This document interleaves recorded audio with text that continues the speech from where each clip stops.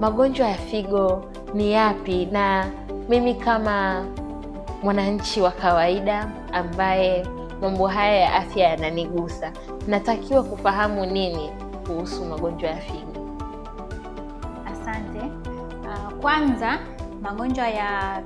Kwanza ukianza na figo yenyewe, ni kiungo ambacho kiko kwenye mwili wa binadamu, na mara nyingi huwa zinakuwa ni mbili, na zinakuwa hapa nyuma chini ya mgongo, kati ya mgongo na kiuno. Na pia magonjwa ambayo mwanzo tulianza kuongelea kwamba tunaongelea magonjwa ambayo hayaambukizi, leo tukaamua kwamba tujifunze pia kuhusu figo, ambayo ni mojawapo ambayo ni aina ya magonjwa ambayo yasiyoambukiza.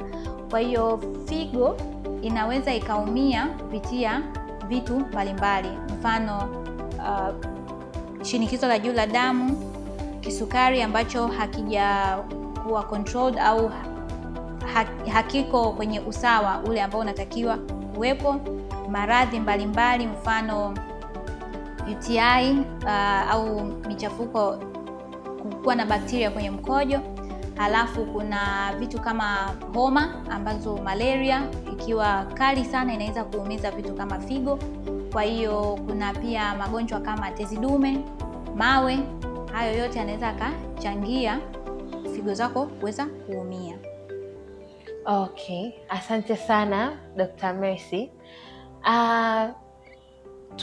Tunapoongelea magonjwa yasiyo ya kuambukiza, hapo awali tulisema kwamba asilimia kubwa yanaweza kuepukika.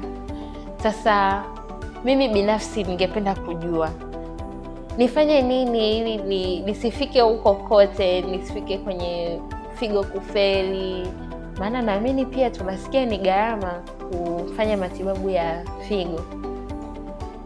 Ni kweli. Namna ya wewe unavyoweza kujikinga ni kwamba kwanza jua hali ya afya yako, fanya check up, jipime.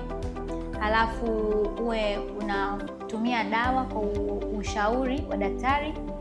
Kutumia dawa za mitishamba ambazo hazijasajiliwa na serikali pia zinaweza zikakufanya ukaumiza figo zako. Kwa hiyo jitahidi, kama ni mtumiaji wa mitishamba, basi tumia zile ambazo zimehalalishwa. Na pia kama unaweza ukaangalia kama una sukari, una shinikizo la juu la damu, jitahidi basi kutumia dawa zako vizuri, onana na madaktari wako, fuatisha ushauri wao. Jitahidi pia kutumia maji mengi, na pia fanya mazoezi kwa angalau dakika 150 kwa wiki. Itakusaidia kuwa katika afya njema na kuepuka magonjwa kama ya figo yanaweza kuumiza figo zako.